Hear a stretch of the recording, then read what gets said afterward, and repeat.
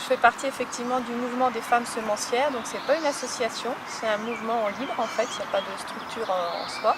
Ça a été mis en place il y a 2 ou 3 ans à la demande de Pierre Rabhi. Donc c'est Claire Chanu qui est la fondatrice. Après on est maintenant un réseau qui s'étend. Dans beaucoup de pays, l'agriculture familiale repose sur les femmes. Donc c'est pour ça que c'est plus femmes semencières, mais c'est bien sûr une histoire universelle qui n'est pas portée que par la femme. L'élan est venu de l'étranger, de toutes ces femmes qui se retrouvent avec des semences non reproductibles. Et chez nous, bon, acheter un sachet de graines à 2 €, on peut encore se le permettre, même que ce soit scandaleux, hein, on va dire les choses comme elles sont.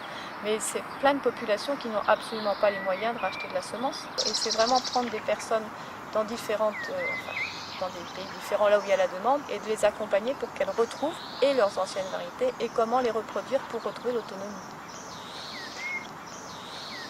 Alors sur Albertville, qui est le secteur où on se trouve aujourd'hui, ça a une connotation particulière de par ma place. En fait, je travaille dans un magasin bio, donc je rencontre beaucoup de personnes.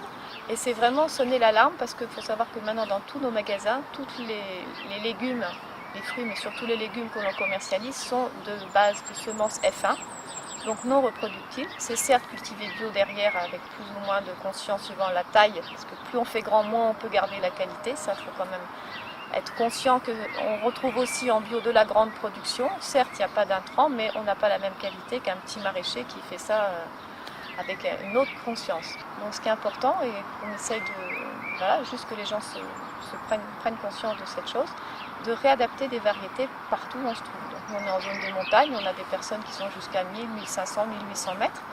Avant, il y avait des légumes qui poussaient dans toutes ces altitudes, donc c'est juste les réadapter pour les garder et puis pour pouvoir les échanger entre nous et retrouver une autonomie alimentaire.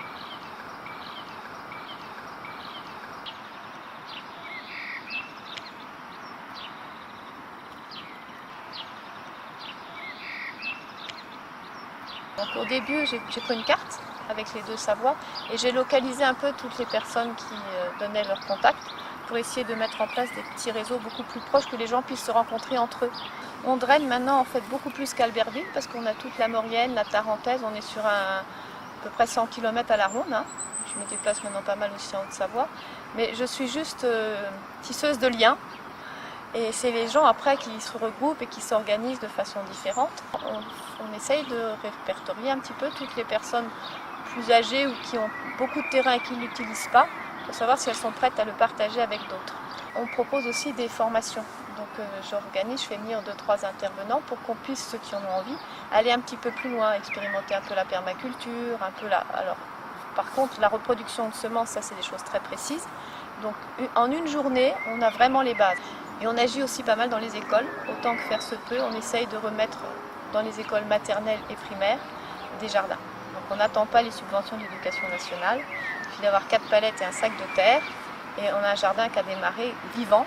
Et ce n'est pas des lentilles sur du coton. On organise aussi des échanges de semences au début, puis un peu plus tard en saison des échanges de plants, pardon. Parce qu'il y a toujours des passionnés retraités qui ont du temps et qui en font le double de ce dont ils ont besoin. Donc ils sont ravis de pouvoir les échanger. Et c'est aussi redonner du lien social, bien sûr. C'est vraiment par la base qu'on va arriver à faire quelque chose, parce que de toute façon, en haut, toutes les lois, c'est très compliqué, c'est verrouillé.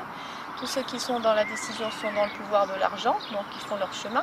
Ça ne sert à rien de ne pas perdre du temps à aller contre, à faire des pétitions, des manifestations. Enfin, je respecte ce qu'ils font, mais tout le temps qu'on passe là, on n'est pas dans le jardin et on n'est pas en train de s'occuper des semences et de la terre. Donc c'est 2 voies différentes, mais je pense que c'est vraiment intéressant et prioritaire de refaire des jardins le plus possible. Et là, ça a bougé plus en un an que dans les 10 ans passés cumulés. Dans plein de choses. Hein. Les gens vraiment maintenant se mettent en marche. Avant ils écoutaient puis ils disaient oui, bon, plus tard, c'est pas urgent, mais là vraiment les jeunes, mais pas que les jeunes, se mettent vraiment en route et posent des actes. Donc là c'est très intéressant d'accompagner tous ces projets.